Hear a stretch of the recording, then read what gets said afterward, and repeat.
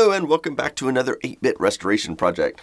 So what we have this time is the Bell & Howell. Now, for those who don't know, this is actually an Apple II Plus, and it was actually made by Apple, and it was rebranded under the name Bell & Howell, mostly to sell under the education market. There's a long story about that. It's kind of interesting. The Apple II community lovingly refers to this as the Darth Vader machine. Now, this particular one was donated to me 13 months ago by Ken Hargy, and I'm just now getting around to messing with it. And unfortunately, somebody long ago in the past has done this hideous modification where they've cut a giant hole in the case and put this ugly fan here. Now, not only is this modification particularly ugly, but it also makes it impossible to set a monitor on top of the computer. The Bell & Howell units are actually pretty rare these days, so it's probably worthwhile trying to get this thing restored back to as new as possible. So let's dig in. So the first thing I need to do, I guess, is try powering this thing on and see if it works. I'm a little concerned because some of these Apple II units have filter caps in the power supply that will explode after years of sitting. Fortunately, that didn't happen, but I still didn't get any video. However, I realized that if I wiggled the composite video connection, it would try to show something. Eventually, I managed to get a stable picture, but we'll need to come back and fix that later. In the meantime, I'm more concerned about the fact that all I see is garbage on the screen when I turn it on. Let's pop the cover off and see what we can find here. I'll start by removing some of these things that we just don't need, or at least things that we don't need just to see it boot to basic. This card, for example, is some sort of printer card. Definitely don't need that just to boot. This is some sort of RAM expansion card. It appears to have possibly 256K on board and room for a lot more, but again, this is not something we need just to boot. So let's fire it up again. Still no luck. I also noticed there is what appears to be an RF modulator shoved down in here. This was for connecting to a television, which would essentially make the computer broadcast on channel 33 so that you could tune your TV into that. And it appears this little 4-pin connector is designed to connect right there by the video jack. Well, I'll come back to the motherboard later. For the moment, let's look at this ugly fan and see what we can do about that. I'm not sure why they put this rubber band here, which has now become old and crusty. I guess I'll start by unscrewing these bolts that are holding it on.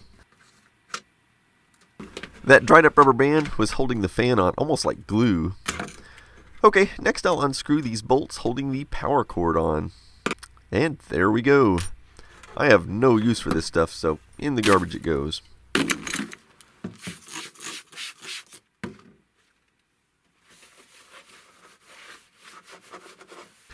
Okay, well that's an improvement already. There's a lot of adhesive gunk on this lid, so I'll get out the alcohol and see what we can do with that. And that worked really well. Okay, so it's all cleaned up, and other than these scratches, it looks pretty good.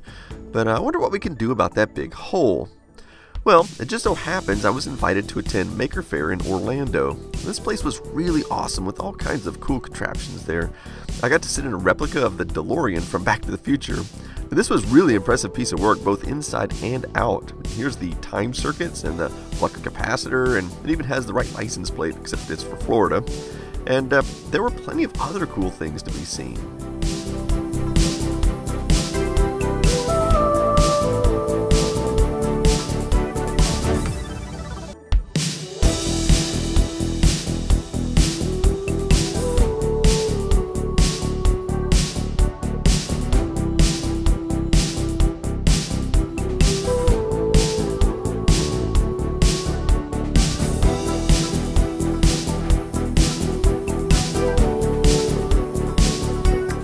And I brought the lid to the Bell & Howell machine along with me on the plane, and I met up with a very talented guy named Stefan who works for Disney building props. He was going to take a shot at repairing my lid for me with some resin, and the first thing he did was just cut up some pieces of foam board and made a little rectangular wall out of it, and he used hot glue to stick it to the case temporarily. Now the idea here is that he wanted to make a mold of the texture of the case, which hopefully will all make sense here shortly. So once he had the little wall made, he tried to get it as level as possible. He used some sort of silicone, but it came in a 2-part solution that required being mixed together. I kept being reminded of playing with Nickelodeon Gak. I think he was letting it spread out from the center like this so that it wouldn't have any air bubbles in it. And after it was poured, it needed to cure for several hours. So, skipping ahead a few hours, the silicone had finished curing, and so it was time to remove it. Unfortunately, I couldn't get my camera to focus on the texture of this, but you can take my word for it, it did capture the texture of the Bell & Howell plastic. The hot glue was less cooperative than we expected, but we managed to get it all off eventually. The next thing he did was bevel out the holes just a little bit, and the idea being the holes would be slightly cone-shaped instead of straight through, this adding additional mechanical stability. That way if you sat something heavy on top of this, it wouldn't be as likely to pop out. And then it was time for the resin. Now, beyond just mixing the two parts together, he also added some dye. Now, we talked about this for a while, and he warned me that the exact color match would not be likely, given the time constraints we had and the equipment that was on hand at the fair. Most likely, the only way to get it perfect would have been to make possibly dozens of test pieces with different combinations of dye and let them all cure and then pick the best one. We just did a single test piece, and the color seemed pretty close, so we went with it. The next challenge was to clamp the silicone down on the computer. Now, there's a perfect amount of pressure that you need. If you have too much, the silicone will push through the hole slightly, thus preventing the resin from being flush. But if not enough pressure, it could spill out on the other side too. Unfortunately, there was no way to really get a good clamp on one side of this mold. Anyway, here comes the resin. I was expecting it to be thicker than this, but this poured out almost like water. And time was also of the essence because this stuff was fast curing resin, taking only a few minutes to solidify. And most of the stuff I've messed with takes hours, if not days, to fully cure. After about 10 minutes, it was time for the moment of truth. What was it going to look like on the other side? Would the texture match? And would the color match? Well, the good news is the texture matched perfectly. The bad news is the color isn't as close as we were hoping.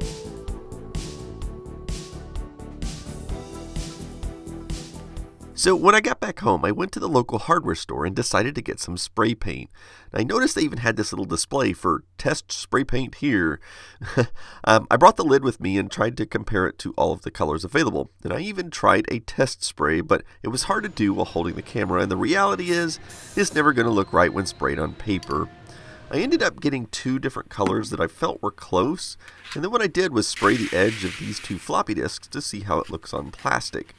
Now I wrote on the back of the discs which color I used, so here we go, let's see how these compare with the plastic. Irritatingly, one is too light and the other is too dark, but there were no in-between colors available.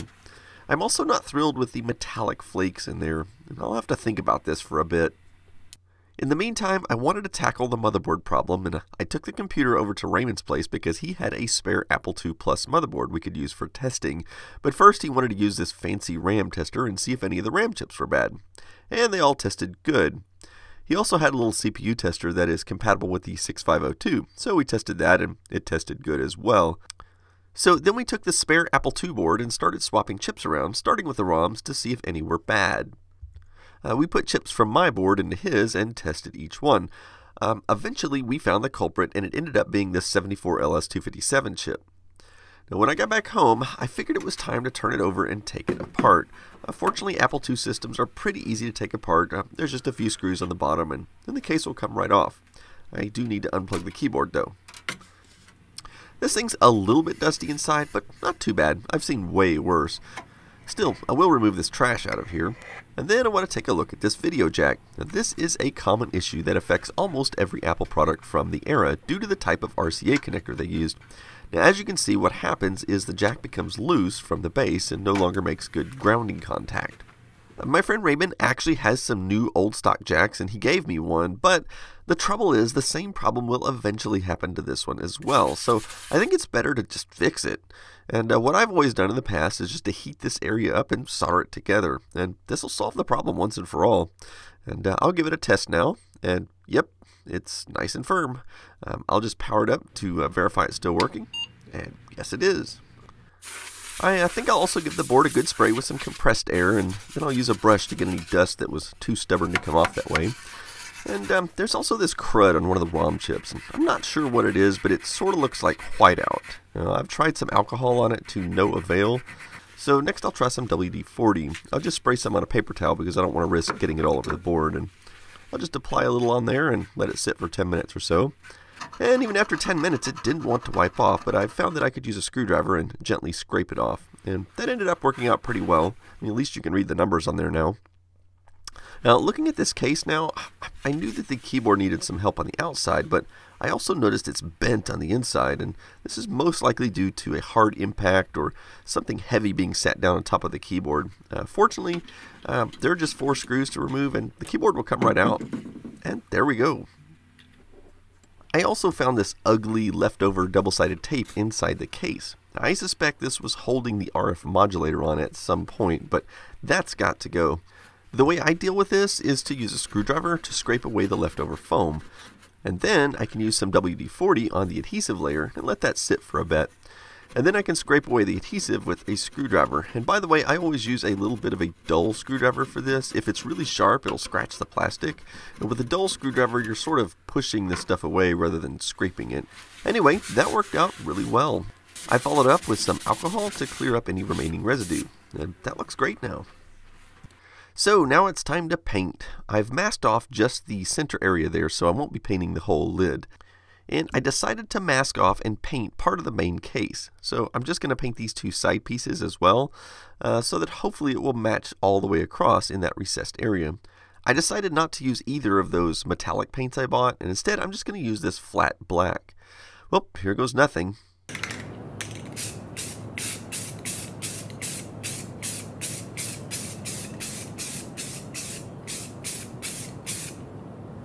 Hey, I think that actually might work out. So far, so good. And now I'll get these areas too. Well, I'm going to need to let that sit for a while, and I'll give it a second coat.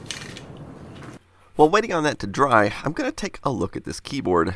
So you can clearly see where it's bent, and I think I'll need to remove this little daughter board. It's held in place by these little nylon snaps. And here we go. I'm a little perplexed by the design decision here. Anyway, I tried to bend this back with my hands, but I didn't have much luck. So I tried using a fulcrum point. There! Like most of life's problems, this one can be solved with bending. And now to move on to removing the keys. Some I could remove with my fingers, but others required the key puller. And I'll use some compressed air to blow the crud out of here. One thing I noticed is that the keyboard wasn't made by Apple, which does explain the need for that daughter board. As usual, I used a wet paper towel to clean the keys. Now, one bright side of the Apple II is that it has a small keyboard, so this took about half as much time as usual. Also, as usual, some keys did have extra gunk on them that required some extra work.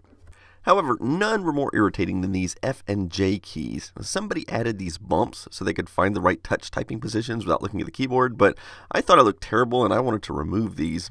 I thought maybe I could pop them off with a screwdriver, but I came to the realization that these weren't just bumps with adhesive on them. This was, in fact, some sort of epoxy that had been dropped on here and allowed to cure. And then there was this stuff. I thought I'd give WD-40 a try. I'd let it sit for a while. And while it had no effect on the epoxy, which I was not surprised about, it did make this tape, or whatever it is, loosen quite a bit. I continued to work on this epoxy for several minutes and eventually was able to scrape most of it off.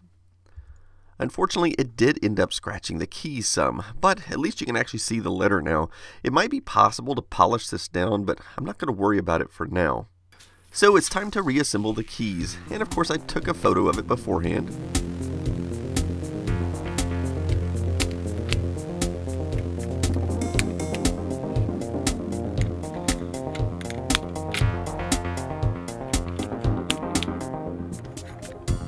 And there we go. So it was time to reassemble the computer.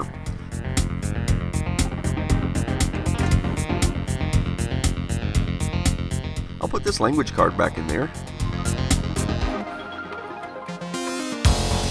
And I think I'll try out this floppy drive emulator I acquired a while back. I haven't had a chance to try it out yet.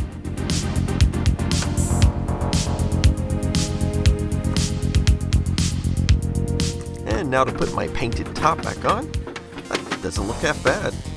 And this little TV I always use looks almost like it was made for this computer, even though it's about 19 years newer than the computer itself. Well, let's try out some games.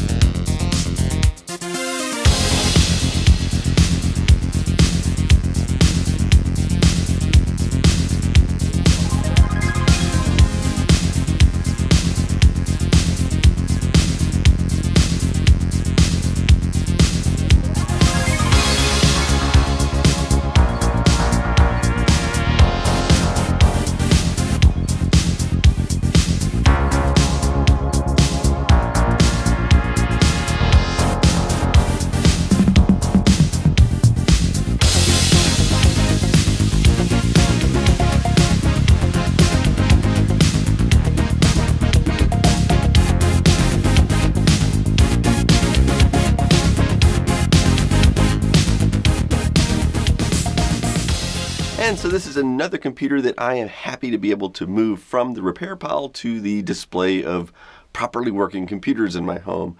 The Bell & Howell unit, if you hadn't figured it out, is basically just an Apple II Plus with a black case. And I could, in fact, use these standard Apple II floppy drives, even though the color doesn't match. Although they did actually make floppy drives that match this, but they look exactly like these. They just have black. I could probably paint one of these and you wouldn't know the difference. Anyway, so that is it for the moment.